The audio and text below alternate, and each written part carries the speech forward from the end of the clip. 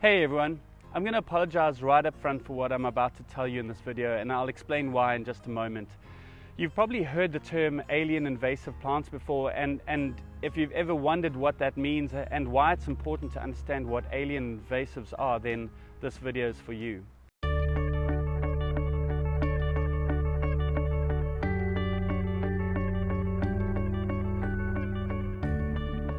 First of all, let's do some quick definitions, because I often hear people getting mixed up with the use of these words. Plants are put into different categories like alien invasive, exotic, indigenous or native, or even endemic. And all of these words describe a plant's relationship to a geographic area. And I'll do a separate video on indigenous plants or native and endemic plants at some point. But in this video, we're looking at invasives and exotics, because these are the categories that are often confused. When people talk about exotics, it means exactly what it sounds like, a plant that doesn't originate in the area that it is being planted. And it's usually imported and planted for its beauty or some other use. And there really is nothing wrong with using exotics in your garden. They can often bring in something spectacular and out of the ordinary, or sometimes they may be able to thrive and flower in an area where you may struggle to get anything else to grow. Exotic plants can be further divided into aliens or invasives. And most exotic plants will just fit quite happily into their new environment. But plants that become invasive are so well suited to this new environment that they flourish incredibly well, often outcompeting the local plants. They often have a particular advantage that gives them an edge, like the ability to produce lots of seed or fruit, which then gets dispersed.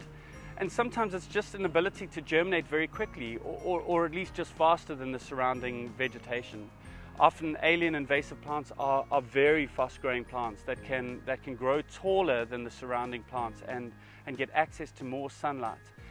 At the same time, they are smothering the smaller plants and preventing them from thriving and producing seed for themselves. These Mexican sunflowers that you can see behind me have all of these advantages. They have these incredible flowers which then produce huge amounts of seed, and all of the seed germinates very quickly. And in turn, the plants are very fast growing and prevent the natural vegetation from growing underneath them. Also, because alien invasive plants are new to an area, all the natural organisms that keep an ecosystem balanced don't affect them as much. For instance, the animals or insects and even the diseases that feed on the plants naturally found in an area may overlook these new exotics because they don't recognize them and don't know whether they're good to eat or not. Pretty much the same way that we are at a supermarket. We often don't even notice the varieties of brands or foods that we don't eat. We see only the things we came into the shop for.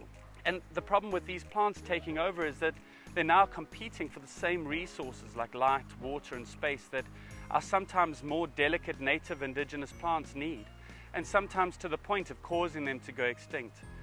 I apologized earlier for what I was about to tell you, because once you know the devastating effects that alien invasive plants have on their environment, it means you can no longer really enjoy the spectacular floral displays that many of the alien invasive plants produce.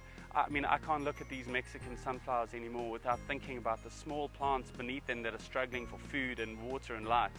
So again, I'm sorry that I've ruined this beauty for you, but then again, knowledge is a beautiful thing too, and maybe learning to recognize and remove alien invasive plants will help you get control of your garden or the surrounding green spaces.